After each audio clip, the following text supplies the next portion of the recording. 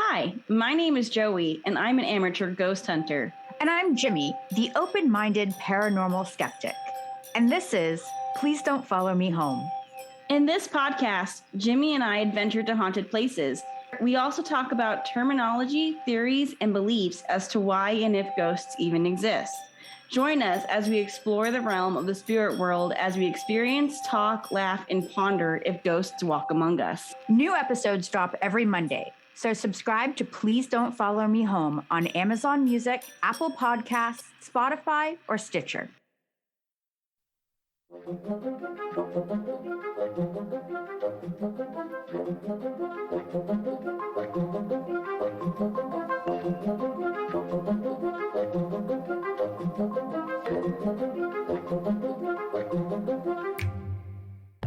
The subject of this two-part series is a cult, and more specifically, its charismatic and narcissistic leader that took what was once supposed to help those that struggled through the battle of substance abuse and used it to enrich himself, empower himself, and would ultimately lead to kidnappings, beatings, and attempted murder. And doing almost all of it with the approval of, or at least to the blind eye of, not just local government and authorities, but the government and authorities of the United States. Popularizing themselves through the celebrities and junkies of the 60s and 70s through the therapy known as the game, this cult would eventually turn from a discussion group to a nonprofit to a tax-exempt church where its members were never allowed to leave. At least, not unscathed. And when you take into account that is the birthplace of the troubled teen therapy industry, the number of lives it has affected could be into the millions. Of course, I'm talking about Charles Diedrich and the cult of Synanon.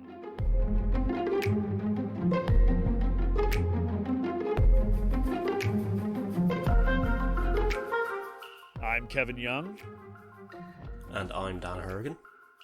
And this is Torture.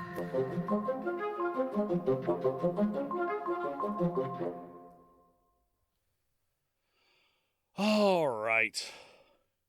So, Dan, what have you been up to? We haven't talked in a while. Yeah. Not much, to be honest. Went to a couple of shows, and that's about it, really. Other than that, it's work, and we're starting to do work in the house and I hate things like that. So I hate work in the house. I always start shit and then I never finish it because I never get any help. That's been our problem, but the other way around. Usually, it's my wife not getting the help. So oh, okay. I'm the lazy one. So everything I've ever started in a house, it's been like, okay, we're getting this, and this, and then I do this and this, and then nobody helps me with anything else. So it just sits there unfinished for years and years. No, we're keeping an eye on our dog right now. Oh, and I don't know if anybody of you who listen to Outlawing, Dan, I know you're working your way through it. If you look at the show notes, there's a link to an Instagram account for some cats over in Ireland that you can go look at if you want to see what the inside of Dan's house looks like. But very, very small parts of it, mind you. Yeah. And you want to see what my feet and socks look like an awful lot, because the amount of photos of one of the babies on my feet a lot. So, they're cuties. Anyway, so apparently there's a thing called macadamia nut toxicity in dogs. They are not allowed to have like any macadamia nut. And my wife was eating Yeah. There's a bunch of stuff that dogs cannot have, and macadamia nuts is one of the worst. It's worse than chocolate for them. Oh, right. Okay. Yeah. Didn't know that. So my wife was eating a Cliff Bar. I don't know if you guys have Cliff Bars over there. It's like a... Yeah. We do, yeah. Okay. So she was eating the white chocolate macadamia nut one, and it has macadamia nuts like chopped up real small in it, and she left like a quarter of it sitting on the ottoman, and he ate it. It was a few days ago, and it says it takes a few days to kick in, and we thought we were in the clear. Then I came home this morning from work, and there was puke everywhere. It's like, motherfuck. So now we got to keep an eye on him, make sure that he doesn't start getting, weak. He could have just gave him a bone the other night, too. It could have been that coming back up. Who knows? most of the food was in whole chunks because he just swallows it. Could be that too. Who knows? He's a dog. They throw up. True. But yeah. And they're stupid. they are stupid, but I love them. Yeah. So we got cats. We all do. We got cats and we got a dog. And the cats are like extra adults in the house. And the dog is like an extra child. Our cats are very adult-like. They're very adult-like. Nope. One of ours is like a toddler that has been given too much sugar, and one of them is a grumpy teenager. So, we have one okay, so one of them acts like a child, like a 2-year-old. Doesn't want anything to do with you. Preteen. Doesn't want anything to do with you half the time unless they're horny, and then they can't get touched enough. Another one that just is aloof. She doesn't care about anything. And another one that's like a 70-year-old grandma that she wants the attention until she gets the attention, then she doesn't want the attention anymore. So yeah. But the dog is like a 7-year-old. Yeah. All right. Let's get into the life of Charles Dietrich. And we don't know a ton about his life up into his 40s, just the little bits that he kind of gave away. So Charles Edwin Chuck Dietrich was born in Toledo, Ohio, March 22nd, 1913. The eldest child of an alcoholic father from whom he is named, and mother Agnes Kuntz, a former classical concert singer and piano player. Now, Chuck's father died in a drunk driving accident when Chuck was only 4 years old. So his mother made him the male head of the house and was supposedly her favorite. His younger brother died of a really bad flu outbreak when Chuck was only 8. And for some reason, he felt guilt and personally responsible for his death pretty much for the rest of his life.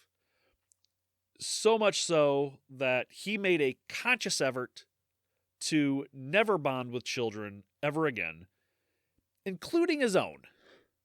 This is starting to sound a lot like Johnny Cash. It's problematic. Kind of, yeah. Except was it Johnny Cash's older brother that died? Yeah, it was his older brother, yeah. Should have been the other son. Should have been. When I think of that part of Johnny Cash's life, I think you think of the scene in Walk the Line where he dies. But I always think of Walk Hard. Walk Hard, yeah, that's what I think. He's split in half. He splits it right in half with the saw blade. Yeah. Oh, what a movie. Are you guys doing drugs? You don't want to do drugs. Drugs are amazing, but you don't want to do. Okay. Get off of that before we just start quoting shit. Anyway, so now when Chuck turns 12, his mother marries another man who he absolutely despised. Now, there's no real reason that Chuck ever gave for despising him, except for the fact that it was mostly because of jealousy over losing his, quote, man of the house status, and the attention that he had gotten from his mother is now apparently being given to the new husband. So he was, no longer the favorite. Yeah, he was the favorite. He was the top of the tier, and all of a sudden this new man comes along, and he's getting all the love and attention that he was getting, and completely fucking hates him for it. Which, I mean, he's only 12, so I guess we can't hold too much against him. It's kind of how preteens act, Sometimes. Yeah, I've been sometimes not exactly in that situation, but like when I moved in here, I think Connor was about that age. Yeah. Now, obviously, I haven't heard how his stepfather may have been treating him, but Yeah. Yes, well, when I got with my wife, her oldest was 7 when we got together. So, and they never had a dad. Their dad skipped out on them like right off the bat. Yeah. So I came along and it was, they had, it was fun. They didn't have any of the jealousy or anything like that. My kids kind of did, though, but not hers. His mother would try to raise him as a devout Roman Catholic. Quote, I believe literally that I would go to hell if I didn't go to church on Sundays. That's how a lot of people thought. You don't touch yourself, or you have to apologize to God after you jerk off. Yeah. But when he was 14, he read his stepfather's copy of H.G. Wells's The Outline of History and, quote, became a militant atheist almost overnight.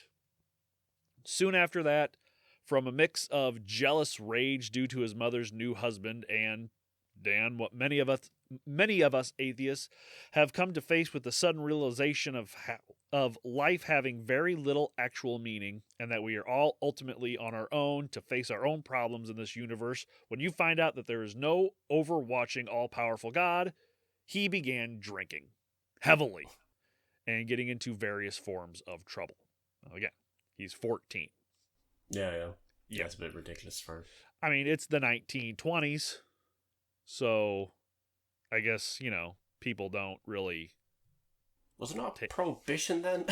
Or was that only in certain parts? I thought it was all statewide around then. Or was it just before that? The late 20s through the 30s, all that. Yeah, prohibition was going, but that didn't matter. I used to live in a house in town with my ex and my kids that used to be ran by a woman who had a speakeasy in the backyard. Nice.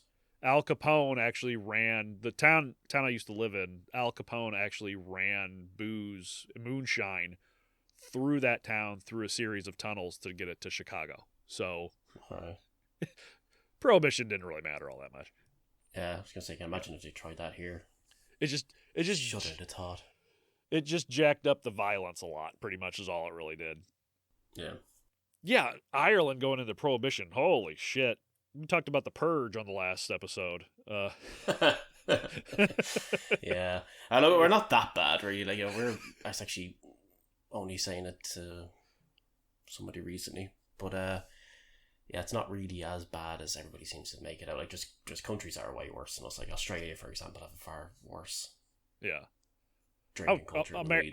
America is probably worse as far as alcoholics go. Oh, quality. No, probably, but you can't handle jack shit. You'd be taking 2 beers, two Bud Lights, and you'd be because it's the old Monty Python joke of what does American beer and having sex in a canoe have in common? They're both fucking close to water. That's true. So I don't drink, so it doesn't bother me that our alcohol is shit. So I'm fine with it. The same. Budweiser isn't a beer, people. It's the apparently the king of beers in a country that doesn't have a monarchy.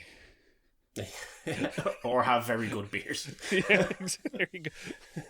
There's actually a brilliant story behind that beer, though.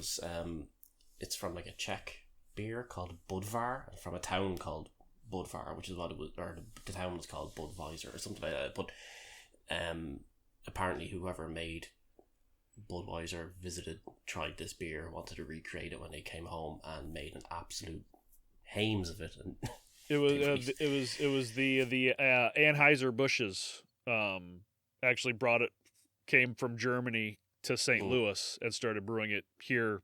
I'm in the St. Louis area. Started brewing it in St. Louis and selling it, and people were like, "Oh, this is good," because I guess they never had hard alcohol.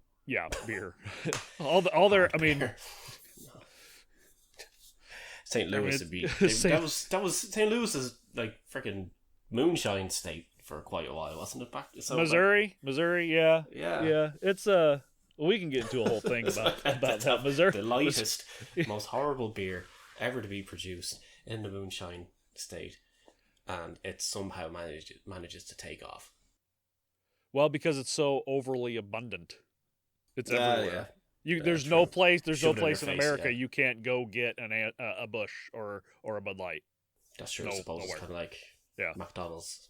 Exactly. It's not the best, but hey, it's there. Yeah. That's cheap. Drinking. Anyway, yeah. Creepy guy. Yeah. So he barely makes it out of high school, somehow gets into Notre Dame, and then flunks out after 18 months due to bad grades and because he was constantly drunk. I mean, he hits the bottle fucking hard. He went to work for the Mellon family of Carnegie Mellon fame, but that didn't last long because, again, drunk. He got married. It ended quickly because drunk. Lightweight. Yeah.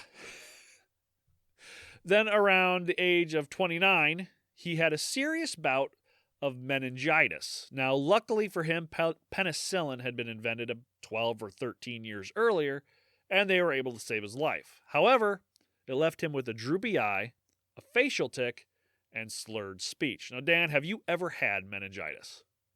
No. Okay. I have. It put me in the hospital for a week. I was actually in a coma for a day and a half. I had a stroke with it. It was one of the scariest things I ever went through in my life. Some of the worst pain from migraines I ever had in my life. It's terrifying. For those of you who've had it, spent a week in the hospital recuperating from it. I wasn't allowed to do anything for weeks after that. I had to continually take medication afterwards for like 6 months after all that.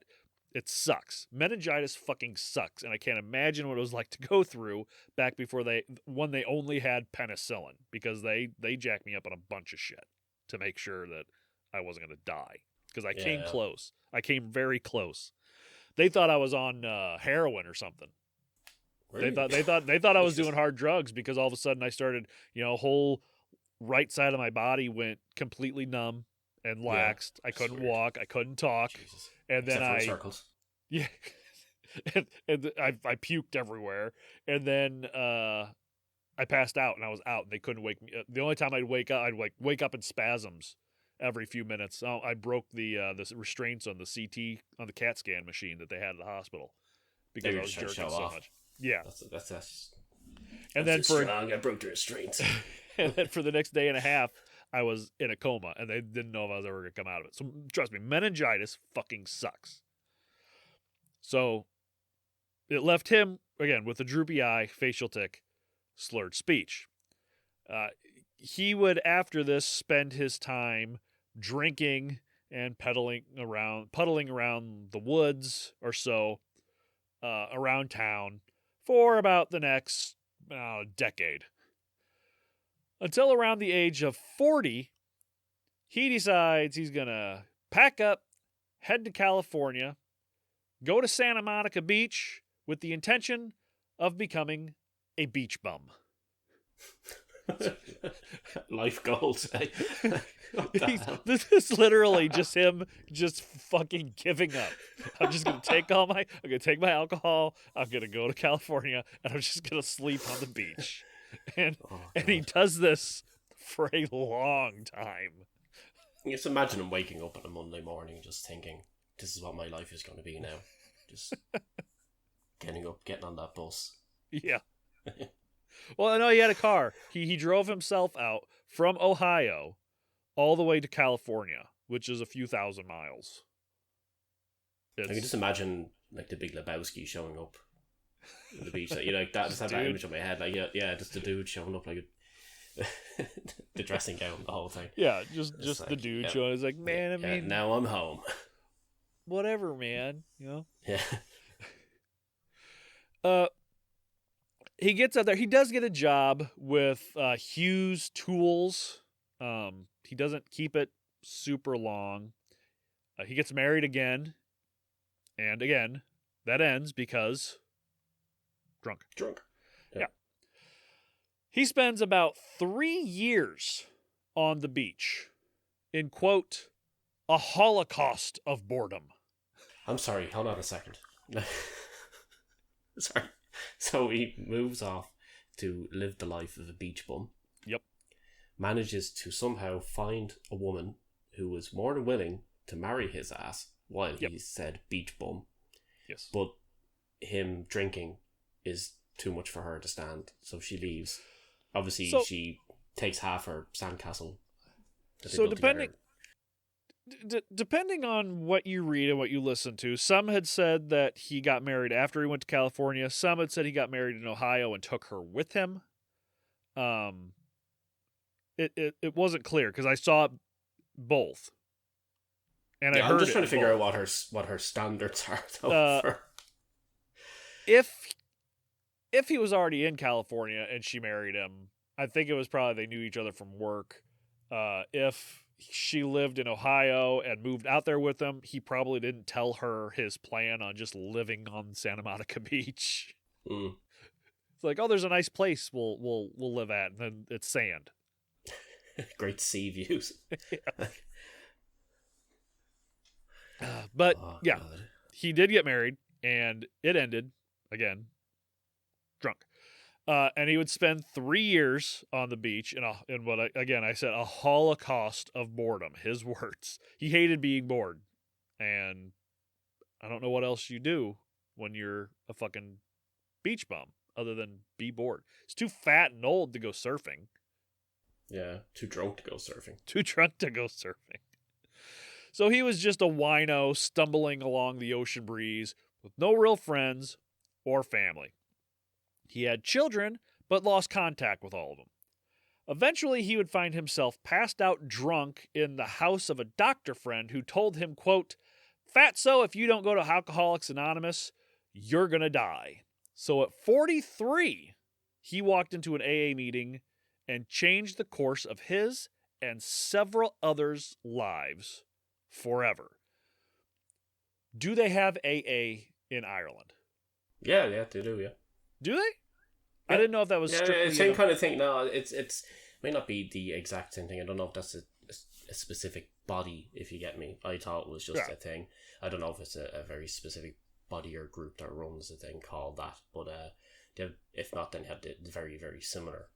Yeah, Alcoholics Anonymous got the 12 steps that you go through, and you I give can't yourself 100% confirm because I've never gone to it. So yeah, Alcoholic Anonymous is for quitters. Yeah, exactly. Yeah, and why would I want to do that? Just listen to this. So you got the 12 steps. You give yourself over to quote a higher power and all that. So okay, that's good. I don't have to not to go. Yeah, exactly. Okay, well, that's good. I don't have to explain AA because I don't really know a whole lot about it either because I've never been. Chuck was a fairly large man, not super, super tall, but a large man, pale skin, seemingly untouched by the California sun. Droopy face, raspy voice. Partway through his first meeting, Chuck, he saw these people up there talking, and this type of guy Chuck is. He marched up to the podium and shared with the group. Now, despite his appearance, he was insightful, funny, philosophical, and most importantly, brutally honest with the others and with himself. People listened, they laughed, they applauded. Chuck was hooked. And you're going to find out that he's pretty much a sociopath. But that's something that they love. They love grabbing the people, getting the attention, and they're very charismatic because they know what to say and how to say it, and that's exactly what he's doing. Quote, "I went from one AA meeting to another every night. That's all I did. I was the first one to speak, and I'd speak all night unless they stopped me." He quickly became the favorite speaker for many. Many times he would invite others to his flea bag boarding house for, quote, bull sessions, to eat soup, drink coffee, and where he would begin to bully people into giving up the bottle. During about... I was just... sorry, that might have been my chair making that noise. I was also thinking it's very like the whole... that whole you're now stuff people tend to do sometimes when they quit stuff, the bullying tactic, yeah. Getting on that soapbox, be like, look, I'm doing it, and I know how you should do it too. Yeah. Somebody does something once, and all of a sudden they're a genius at it. Yeah. So during a bout of paranoia where he would not leave his room, he read Emerson's Self-Reliance, and using it as a Bible, he quit his job to devote full time to cleaning up others, mostly alcoholics. He existed on $35 unemployment checks and charity from others. Then in August of 1957, about a year of being sober, the University of California were searching for therapeutic uses for this new wonder drug called LSD. Oh, yeah. Now we're getting to the Dan's wheelhouse. Oh, this is where the fun starts. Yes. So the researchers who had tried the drug had been amazed by the spiritual vistas it opened to them and the profound changes in outlook it afforded. With this in mind, it was thought that alcoholics, especially those drawn from AA, could receive the greatest therapeutic benefits since they had already given themselves over to a, quote, higher power, and would thus be more open to the beneficial effects of an outside force. He needed money, so Chuck volunteered. Now, while other volunteers endure a sensory enhancement and hallucinations, Chuck did not. What he did experience was, quote, feelings of omnipotence and omniscience. He had finally found his higher power that he could comfortably accept himself. I was going to say drugs. No. He never does the LSD in the trial is the only time Chuck, as far as we know, as far as he's admitted to, did drugs. But when other people take LSD, they hallucinate, they get this out of body religious experience, all this shit. Yeah, they see glowing crosses in stag stuff like that. That mushrooms, yeah. But he didn't. He's because he's a sociopath and a narcissist. He came to realize that there is no higher power. He was the higher power. He started seeing himself as a god amongst men, which for a sociopath and a narcissist, not great. He's a cat in human form. There you go. Quote, the most important single experience of my entire life. I became a different person, really and truly. Everything that has happened to me since. Synanon, everything. Dates from that point. So without the LSD experiments, there really is no Synanon. This kind of pushed him over the edge. So I was going to say, there's an awful lot of things you can finish that sentence with. Like, without LSD, there's a big long list of things. Knock knock, CIA, hello. An awful lot of things we've already discussed. Lots of things we're going to end up discussing. Music, great music, good and bad. Music. Good and bad, yeah. Now, soon he began to taper off from AA. When other recovering alcoholics checked up on him, Chuck would engage them in an impromptu meeting, equal parts grad school symposium and combative group therapy sessions. These get-togethers became thrice weekly affairs. I mean, he's going from going to AA meetings and doing pretty much nothing to people are going to him, going to find him. Yeah. For him to be their therapist, really. So one day, now, so far, these are all just alcoholics. Just people from AA. So it's the sort of people, though, that realistically, they're very, I don't want to say something comes across as insensitive, if you get me. I'm trying to, they're kind of susceptible to just like sort of thing he's kind of dishing out, if you get me. Yes. If you're an addict, you're an addict, and if you're removing one addiction, almost all addicts have to fill it with another. And what you're going to come to find out is most of these addicts fill that void of not having that thing that they're addicted to with this new lifestyle. They become addicted to Chuck and what he's selling. Yeah. And that becomes very dangerous for a lot of people. Not right off the bat, but eventually he takes it to a pretty horrifying level. So one day, a young heroin addict named Whitey Walker, fresh out of prison, joined the group. He began to invite other, as Chuck would continually call them, dope fiends into the mix, mostly heroin.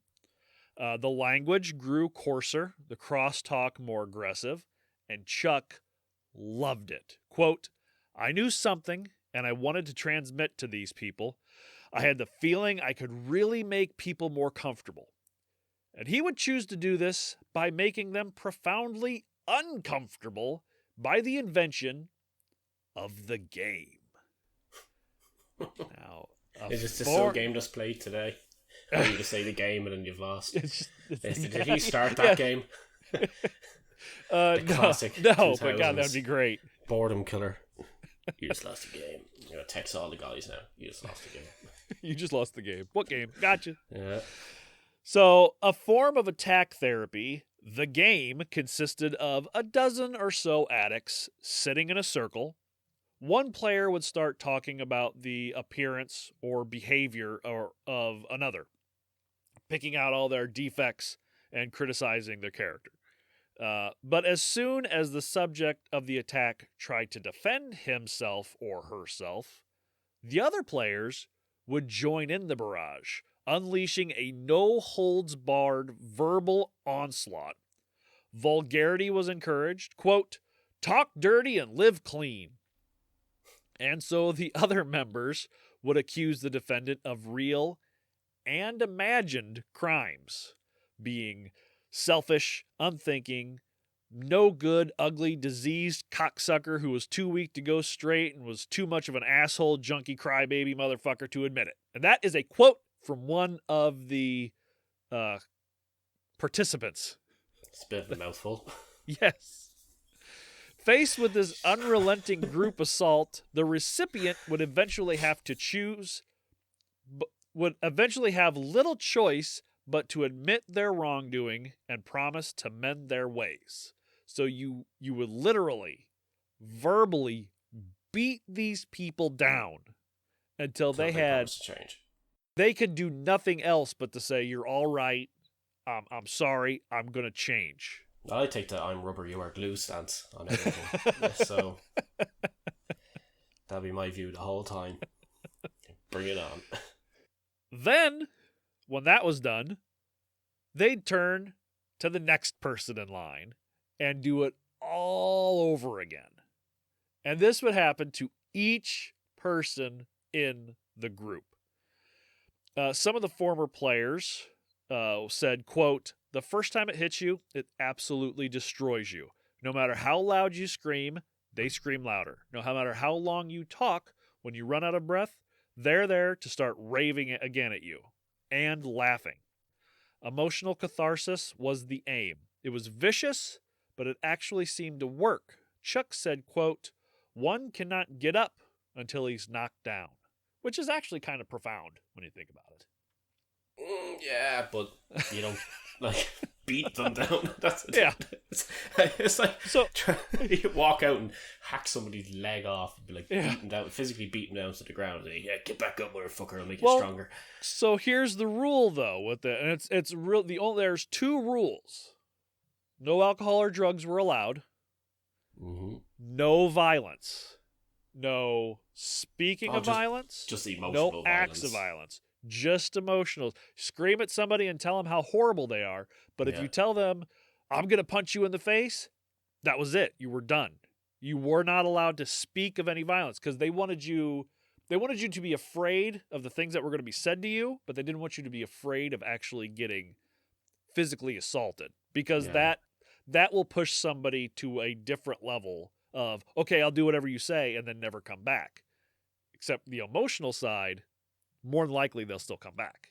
Guessing, he breaks the whole thing. I remember he's hearing before about breaking people emotion. He ends up causing them to be more kind of compliant or Yeah. Whatever. This motherfucker is... He really is almost a genius when it comes to this type of stuff. Again, sociopath, narcissist. That's what they do. But he really is... I mean, he knows what he's doing for some of it. Yeah. Not all of it. Not all of it, but for some of it. So, as happens, tension between the AA members and the dope fiends started reaching a climax. The alkies didn't want the druggies coming around and dirtying up their meetings.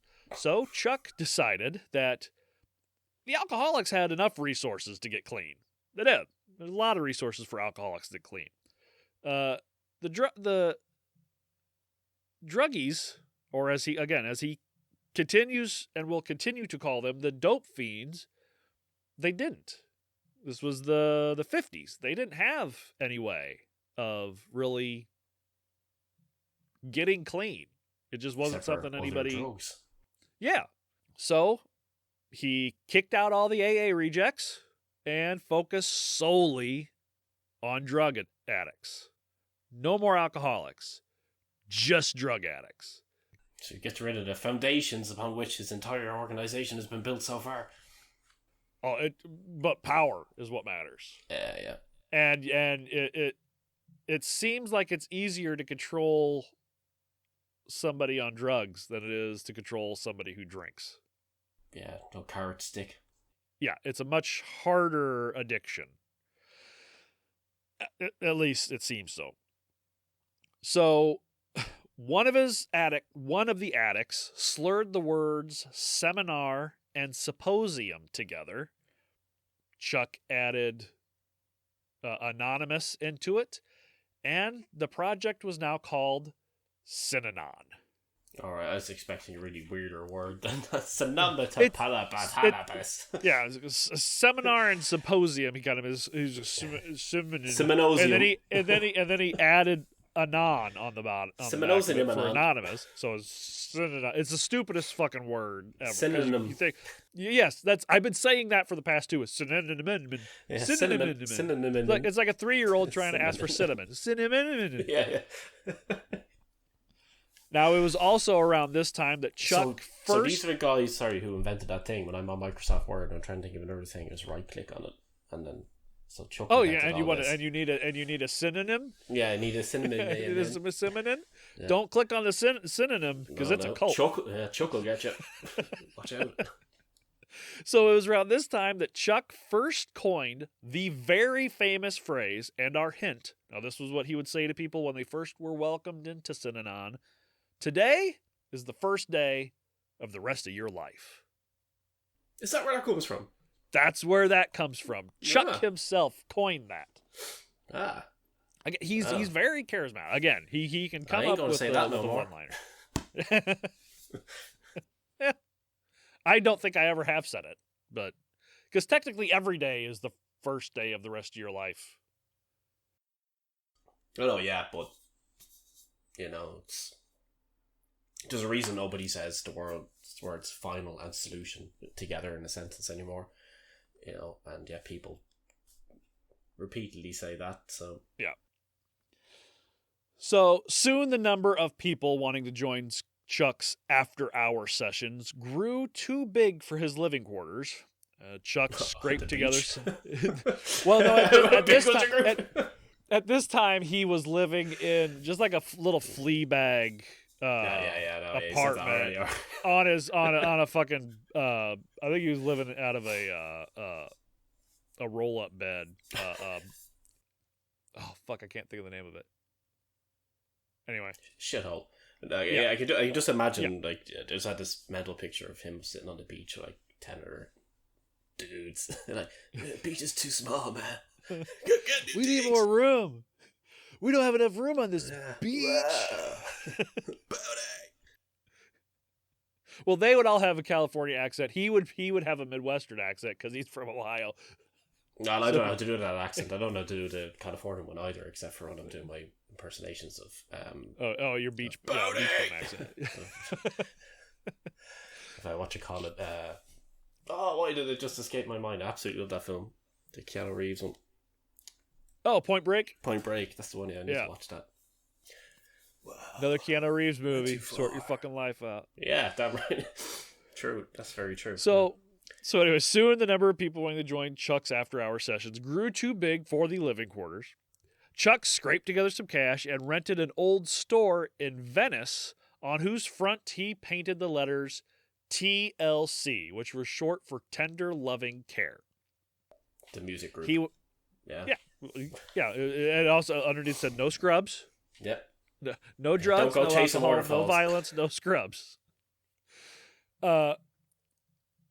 He would provide couches for people to crash on as they kicked heroin, and would come to believe that addicts weren't fully fledged adults and shouldn't be treated as adults. The younger addicts took to calling him Dad. That's just creepy. Yeah, I know. Especially if he probably insisted upon it. Oh, I am sure he insisted. It was his idea. Just call me Dad. It's okay. So they would shower with a hose hanging from a window. They shower with numerous hose. Just one hose hanging out of a window. They'd shower with a bunch of hose. Yeah, that's what I thought you said. Actually, but then they would beg local shops and prostitutes for food and money. So there's your hose. And they do this to get by. Oh, and get by they did. On the wall was a ship lifesaver called the U.S. Hang Tough, and Chuck pulled on everyone to stay, promising that a great future would emerge. When members kicked and their shakes disappeared, many were told their problems were still that they loved their mothers and were given suggested mates for holding power. So yeah, again, pretty typical for a cult. Well, you're not completely healed. You still have mommy issues. Yeah. Here, go hang out with this person, and you two buddy up. And they could be like your sponsor, I suppose. But don't leave. So, addicts' behaviors and past lives were attacked viciously in the game, still, even after they kicked everything. Members were told their lives depended on staying. Contact with family was prohibited. Again, it's in the cult textbook. Yeah. And there was a system of rewards and punishments were applied. Again, if you were to write a cult textbook, if you were to write how to start a cult, all this stuff would be in there. Publicly, one was berated or given a haircut, as he liked to call it, for misdeeds or bringing in contraband, and this was designed to be a warning to those watching. Chuck later acknowledged that this was brainwashing, so it's good that he knew what he was doing. It's awfully nice of him to admit. Yeah. But it was for their own good. He said that freedom to think to a dope fiend was like a gun to a baby. And they washed dirty brains. So, brainwashing. Sorry. I mean... Oh, God. The guy's full of it. Yeah, he's fucking full. And he's not even close to done. I love the justification of it there. Like, it's... Yeah. Yes, the whole... acknowledging the whole comparing a dope fiend able to think to a baby with a gun is, I mean, so Chuck started preaching act as if, which meant don't try to reason what Synanon asks you to do. Thinking got you there in the first place. Just trust what you were told and act as if it's right. So it doesn't matter what we're telling. It doesn't matter. Do as I say, not as I do. Yeah. So he really is treating them as though they're children. Yes. He's that's how he sees them. It doesn't matter how old they are. He doesn't see them as full-fledged. Even when it comes, he doesn't even see them as full-fledged human beings. They're less. I was just thinking that. Yeah. So in 1958, the group incorporated as a non-profit. Convinced that his creation was an innovation on par with the alphabet, Chuck predicted that it would be as famous as Coca-Cola. Now, my parents lived back then, and I asked them if either one of them heard of it, and they both told me no. So apparently it doesn't become that famous. But have they heard of Coca-Cola? That's what I'd like to know. We're a Pepsi family. Yeah, there you go. So, he might have been right in that case. Maybe. So, the city, Venice, didn't see it that way, and in 1962, its inspectors declared the building wasn't up to code and had it bulldozed. So, Chuck moved his flock of about 65 or so members to an old National Guard armory building on the beach in Santa Monica, which drew the ire of the neighbors, fearing Synanon would unleash non-recovered addicts into Santa Monica who came from other areas. Mm-hmm. So 10 days after moving, Chuck and 3 others were arrested for treating drug addicts without a license and operating a hospital in a residential zone. He would spend 25 days in jail rather than move the program somewhere else, and for this, he was seen as a hero. A public hero, and Governor Edmund Brown Sr. signed a Save Synanon bill, giving Synanon an exemption from health licensing laws. Oh my God. Yeah, the worst fucking thing they could do. Synanon was now allowed to have members kick the addiction cold turkey without drugs or medication. Now, a medical board was supposed to establish rules for Synanon, but never did. So, pretty much giving them carte blanche Free to reign. do whatever the fuck they wanted with these heroin addicts. Like I said, the imprisonment made Chuck almost like a martyr. And monetary donations started flocking in from the rich and from Hollywood. Guys like Robert Wagner, Ben Gazzara, and this one kind of hurts, Leonard Nimoy. Really? Would come to Synanon and play the game with ex-addicts and ex-hookers. Yeah. Hollywood elite at the time would go to Santa Monica specifically to play the game. And they would, and they gave them so much fucking money to do it too. We'll get to that in a minute. It's just ridiculous. A bunch of people sitting around shouting, "Spock is shit." Fuck Spock and your pointy ears. Fucking nerd pinch this asshole. So Life magazine did a 14-page photo spread with a congressman calling Synanon the miracle on the beach. Columbia Pictures, I'm sorry to get into your pulp culture references here, but Columbia Pictures made a movie with Eartha Kitt called Synanon. Yes. I've never seen this. Again, just for clarification before we continue, I didn't look up any of the stuff for this because we said, I want to keep all this as a surprise for me this time around. I didn't have a clue what any of this was. But I just imagine like the local mayor, like kind of or whatever the hell he was, like support your local cult basically. Is what he's doing. Vote for me. Support your local cult. He was a Congress. Well, at this time, they don't see it as a cult. As of right now, they just see it as a health movement. He's seen as a guru. Right. And trust me, it takes a while before people start putting 2 and 2 together to realize that, oh yeah, you're in a fucking cult. It's like Klaus and Umbrella Academy. Yes. Yes. It's like, do I except he didn't have, I was going to say, except he didn't have any bad intentions. It's just, but that's what it was. Yeah. The Los Angeles Times ran a 2-part feature on the group. The Los Angeles Mirror published a 4-part series. There was a glowing write-up in Time magazine, which repeated Chuck's dubious claim that 80% of addicts treated by Synanon stayed clean, which was obviously a lie. Reporters loved Chuck because he proved eminently quotable, which we've seen already. Line after line. Yeah, he's very charismatic. I was going to say, if it looks like a cult, if it smells like a cult, if it tastes like a cult, it's probably a cult. It's a duck, yeah. You know, yeah, and God, how are people so blind sometimes? It's just there's millions of people in religions that I call cults, and they still, I don't know. I know, but like the more things that we kind of talk about on this, and the more stuff we look at, the more I kind of realize how stupid humanity can be.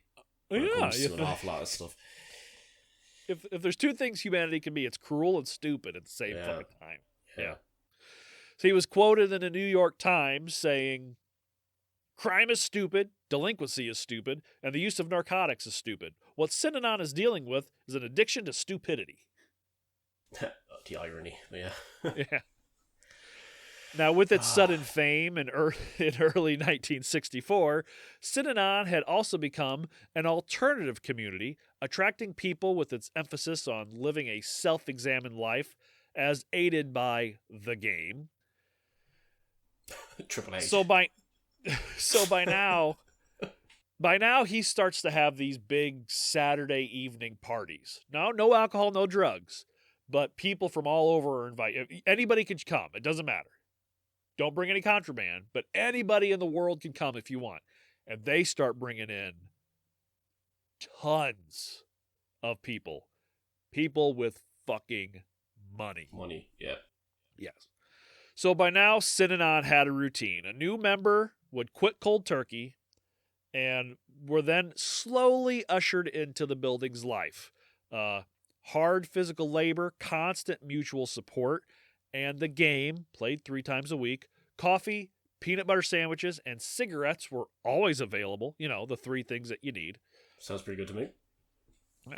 That's used to be just my Saturday mornings.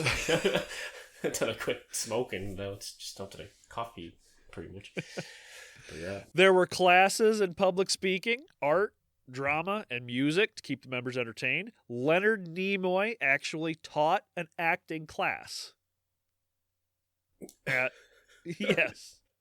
There was a huge jazz band that came and actually recorded a record called, I believe it was called The Songs of Synanon or something. Okay. Recorded an entire jazz record.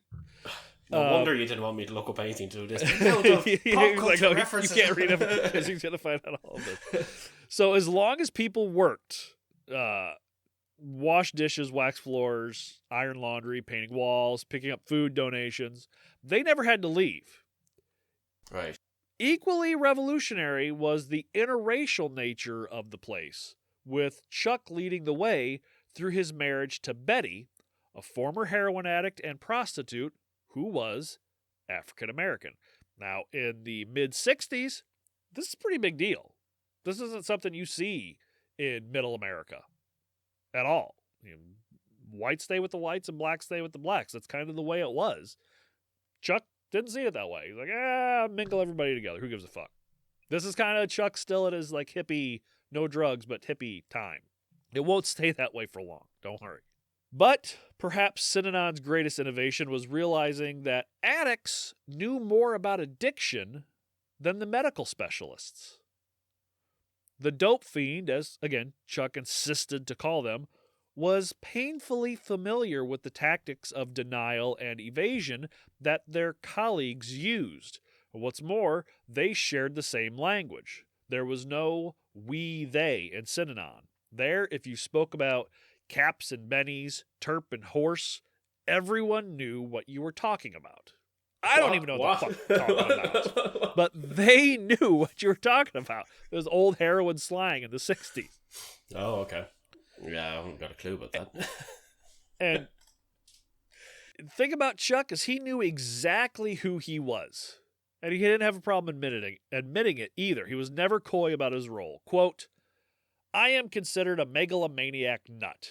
Of course, this is true, but I'm not so crazy." So he knew. Completely self-aware. Yeah, he knew. But yeah, whatever. He freely admitted to populating Synanon's board of directors with recovering addicts who he could control. Chuck predicted that within 3 to 5 years at Synanon, a dope fiend would be ready to graduate back to the outside world.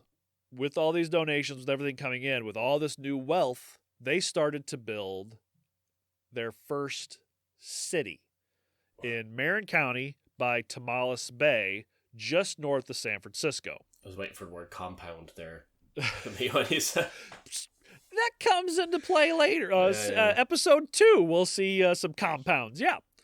Some compounds, some weapons, all that good shit. Oh, shit. Yeah. Yeah. So professionals, even professionals without drug addictions, flocked to join.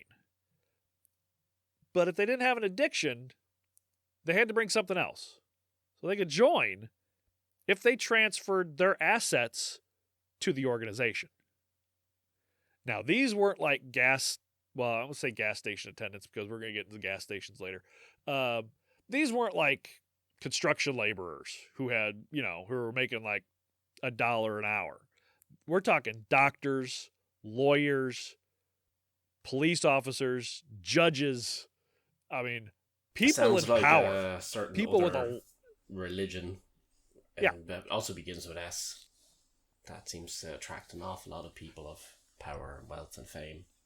I'll mention them in a few minutes. Letter D boy as well. Yeah. Yeah, I will mention them in a few minutes. But these people, so you had the dope fiends, but these people who weren't dope fiends that came in, they were known as the Squares. Squares.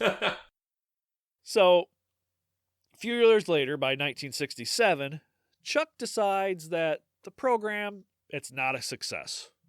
And he ends the concept of graduation. He sees it that without continued peer pressure, most addicts revert back to drugs after leaving. So as full recovery for graduates was not happening sufficiently, Chuck proclaimed no one would graduate, remain forever, and they could build a utopian world designed by Chuck. And this would be known as Synanon 2. Electric Boogaloo. This time it's personal.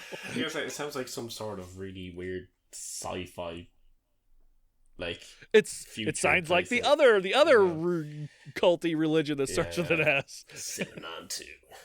Synanon developed a business that sold promotional items, and it would eventually generate. Now remember, when Chuck started, he was on a beach making $35 every week in unemployment. They now generated $10 million a year in revenue from gas stations that they owned, pottery making that they sold, apartment buildings that they owned, and other income businesses without having to pay workers or taxes because they were seen as a non-profit. Let's start a cult. I'm just saying it now. Going on record. Let's do that. My God. So with the massive amount of donations and assets transferred, Chuck was able to start buying up more land in California, Reno, Detroit, New York, and Puerto Rico. And he bought the Club Casa del Mar, a large beachside hotel in Santa Monica, which they would use as their center and dormitory for drug treatment and business operations. They tried pressing old club members into leaving, which led to complaints to the city. Now, the city took action, which, again, helped push Synanon into an even more powerful position. The city of Santa Monica claimed that it owned the beachfront. Rather than taking the matter to court, they decide to send the cops and bulldozers to start destroying cabanas and paved courts. So instead of saying, no, you don't own this area. The city owns this area. You can't force people out. We're going to take you to court and sue you and get you, taken off the land. Yeah. Instead, they just say, send the cops and the bulldozers and just attack them. Chuck went to the airwaves, television, the press, had himself a little press conference, and told them he was going to sue everybody. And because the city had been in the wrong, they waved the white flag and surrendered, thus making Synanon pretty much untouchable. Like, oh, you were wrong about Synanon already. There's nothing you can do now. They just you look petty fucked then up. if they did anything after that. You fucked up. Hashtag vote for your local, or support your local cult, even, yet again. So they no longer obeyed zoning laws, and the donations, again, picked up. Now, just like Scientology in Clearwater, Florida, they were soon the largest landowner in Santa Monica. He went from living on the beach to owning more land than anybody else. This helped lead to the purchase of an industrial building in Oakland for members and outsiders to join in the game, and a block-long building in San Francisco being donated to them by the state. Didn't even buy it. The state of California gave them a block-long building in San Francisco. One of the most expensive places to live in the fucking world. They just gave them a building. Sometimes the things we discuss on this make me a little bit angry. Like, my God. Yeah. Okay, so now things start getting strict, and the whole system was going to start to change. When people would step out of line and receive their, haircut, it was no longer metaphorical. The men would have their heads shaved completely bald, and the women would be forced to wear stocking caps. Now, the story of how people began being shaved clean has a few different origin stories depending on where you read it. The one I've seen a few times was he was inspecting a building they were working on one day, and he was walking through the basement of this building, and he hit his head on a low-hanging beam. He flew into a fucking rage, screaming, cursing, and asked who put the beam there that low. A worker stood up and said it was him, and Chuck told the others to give him a haircut, meaning they should dress him down, meaning they should, just yell at him. The worker himself decided that in a show of remorse for his actions, he should have a real haircut, and he shaved his head completely bald. Some of the other workers saw this and decided to do the same since they were all working in the building at the time. So the rest of the workers also shaved their heads. Chuck loved it, as he also had a shaved head, and he ordered all of the men to shave their heads. To stand in solidarity with the men, some of the women also shaved, including his wife Betty. He loved this also. So everyone, man, woman, and child, were to be shaved bald. Not crew cut, bald. Like, me bald. Like, you bald. All of it gone. In solidarity with their new daddy. Yep, pretty much. Daddy. You'll see this often. Whenever Chuck decides something's good for him, it's good for everybody else. And that's going to become problematic later. Chuck also began with family separation. Again, cult fucking textbook. He would take babies from their parents to be raised in a, quote, hatchery. What? Mothers, Is that what yes, they call it? And that's what it was called. It was called the hatchery. Oh, dear Lord. Mothers who wanted to see their kids too much were called head suckers. The mothers and fathers that came to Synanon without their children were given a chance to get them back through the use of the Kidsnatchers, a group of members that would go to the homes or schools of children and take them, bring them to Synanon, bring them to the Synanon base to be reunited with their parent, albeit for a very short time, before they were shaved bald, put in a pair of denim overalls, and sent with the other kids. That sounds like either a really bad, Roald Dahl, bad guy group, or again, bringing us back to Dungeons and Dragons, as we always do. It's like a really bad D&D villain group, the Kidsnatchers. You think, well, there's no way they could just take kids. But Chuck had so much sway in the local scene, and many of the people in power, including politicians, police officers, participated in the game or spent time at Synanon camps. And the fact that the camps were getting more dangerous for outsiders, little was ever done to get these children back. Very little. For a while. Children were reared communally in Synanon school by random adults called demonstrators that were assigned to watch over them. We'll get to more of Children of Synanon on the next episode because there's some other stuff that comes up that is, let's just say, the whole non-violence thing that Chuck got going on. Yeah. It will end, and it will end for everyone. All right. Well, so far it sounds like government-mandated kidnapping at this stage. Yeah. Realistically, so far. It was. And it's going to be more government-mandated also, but actual government mandate. Like the government will actually do it. So he began outright forbidding residents to leave the buildings and heightened his demonstration of those that tried to quit the group, calling them splittees. And just like Scientology, anyone that left Synanon was an enemy to Synanon. He also disallowed contact with outsiders. One was to participate only in Synanon. Synanon's goal was to lead the world into the 21st century, and, quote, anything less than changing the world is Mickey Mouse. Which I think Mickey Mouse did kind of change the world, so that... yeah, but you know the context in which he... I know what he's saying. Yeah. But yeah, look, again, goals. So his previous life goal was, I want to live on a beach. Now his life goal has turned into, take over the world. He's like Pinky and the Brain. Yeah, he's like Pinky and the Brain rolled into one person, like, you're thinking what I'm thinking. It wants to be the ultimate beach bum. Just the whole world's his beach. And he bums wherever the fuck he wants. So here, this is fucking ridiculous. Back in the early days of Synanon, sex was pretty rampant. It was kind of the hippie culture without the drugs and alcohol. It was kind of free to do whatever you wanted. Yeah.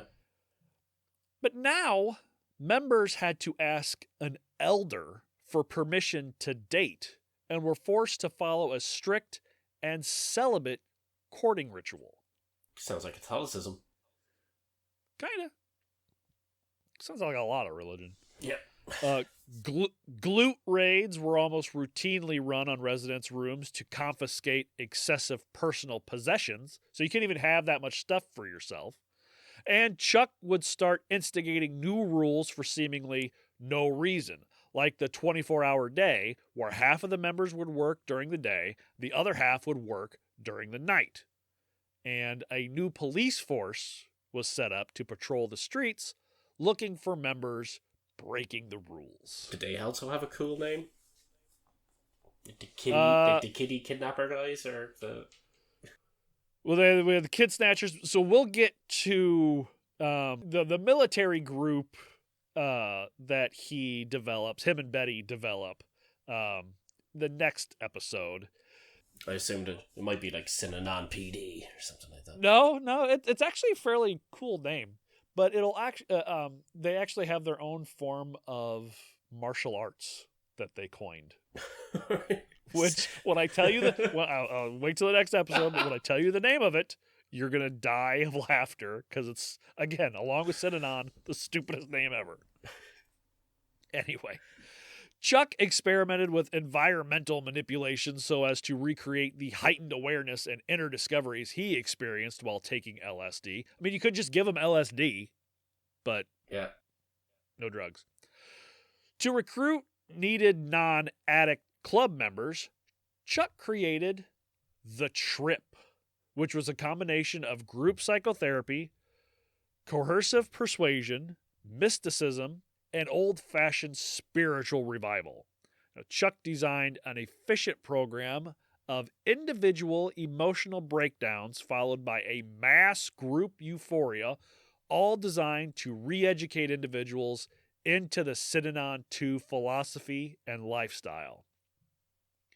And that's where we'll pick up with a detailed description of the trip, Chuck's ever-growing paranoia, the children of Synanon, The Wire, and one of the strangest attempted murder cases you will ever hear on episode 2 of The Cult of Synanon. Synanon Jitsu. That's my guess on the... Oh, you know what? You're close. You're actually pretty close. I'm gonna make you wait for it. But you're closer than you think you are. It's a different form of martial arts, but you're almost there. Synanon. I don't know. Yeah, I gotta keep coming up with really ridiculous ideas for what I doubt you'll land on it because you're close, but it's different. But when I tell you, you're gonna be like, of course that's what it is. Yeah. Fucking idiots.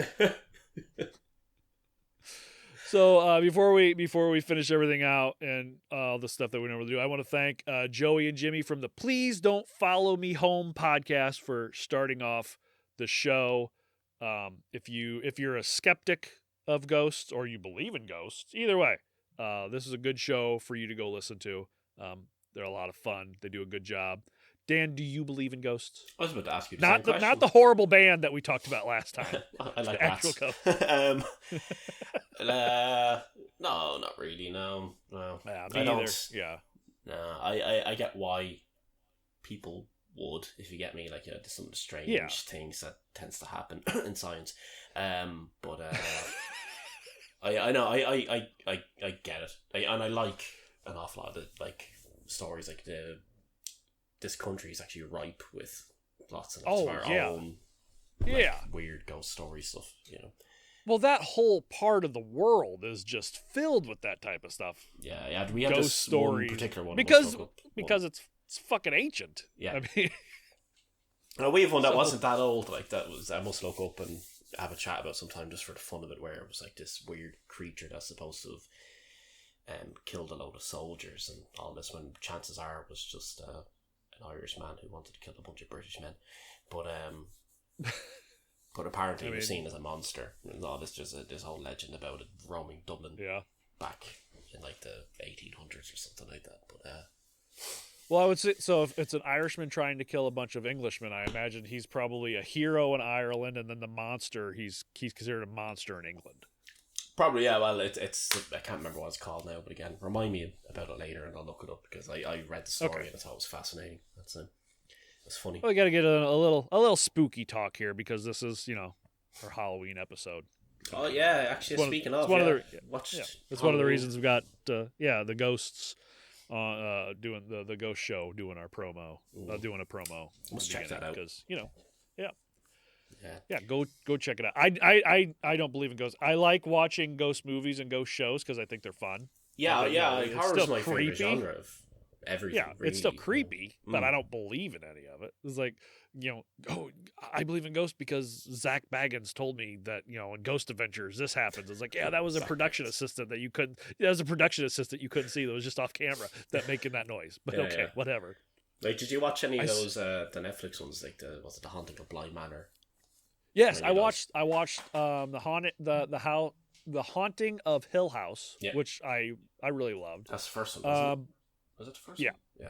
That was really good. That was the first one. And then Blythe Manor, I got all the way through that one too. That was had as far as I'm aware, they're making another show that's coming out. Oh, really? Soon. Yeah. With the same cast? Some of the same cast. I don't think it's all of them, but it's the same.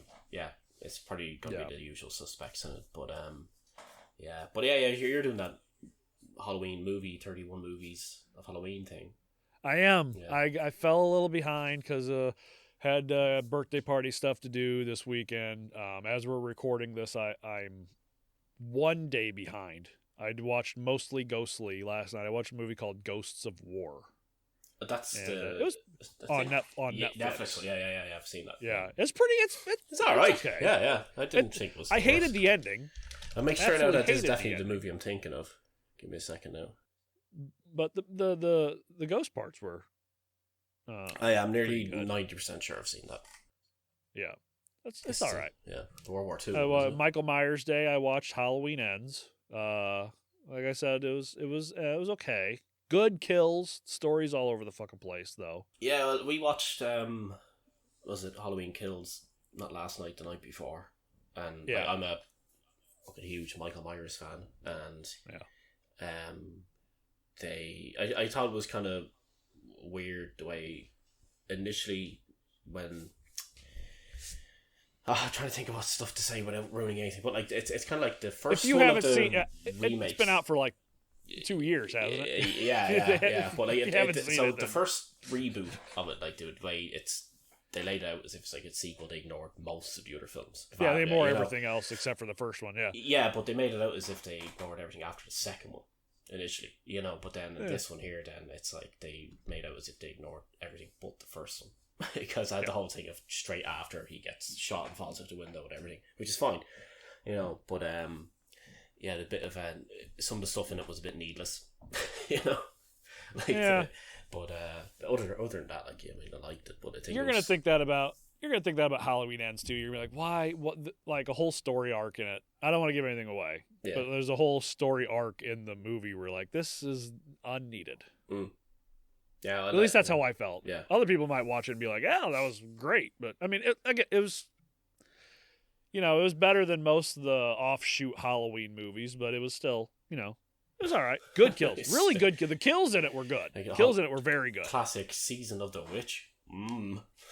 Yeah, what an absolutely fantastic film.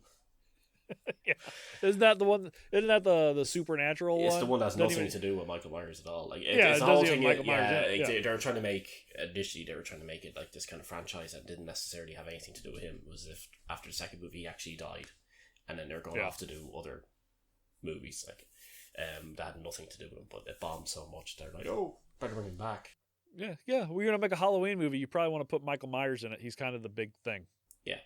Exactly. But I always thought that was kind of funny. The way at least they never pulled a Leprechaun or a Jason and put him in space. Not yet. They haven't. Michael Myers in space. He just float there. He's not aggressive enough. He just float there. Yeah, they'll do that soon enough, I'm sure. I think tonight on that list is Italian horror. So I need to find some Italian. Oh, horror. Like is Cannibal Holocaust Italian? There's a few. I know I saw a couple of things. When you sent me the list originally, I was like, oh, I'm pretty sure I know a couple of good Italian horror films. Yeah.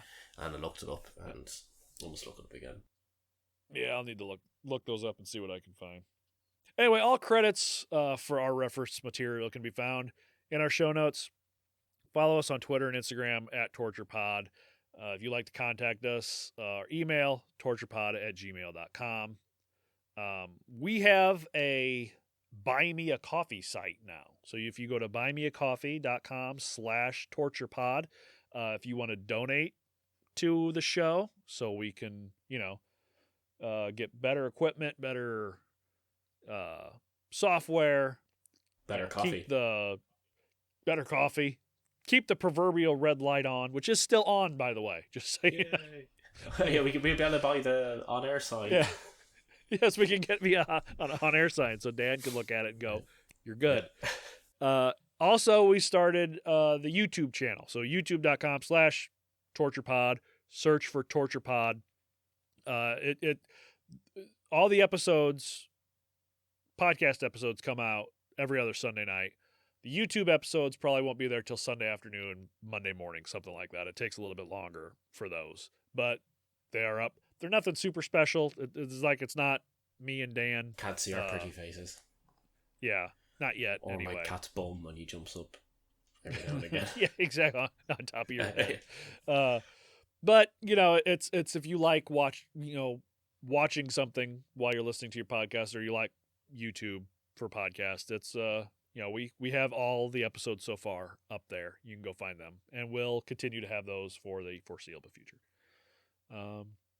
You can donate to us. You'll leave us a tip if you go to our Linktree account, our Linktree login, or not login, our Linktree link on our socials.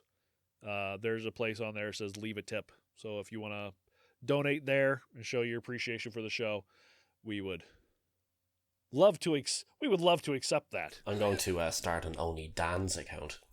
If people want to send me money, that's good. Well, all this money is shared all this money is shared for the two of us. It goes towards the show. I'll send you the coffee in the post. It's okay. Yeah.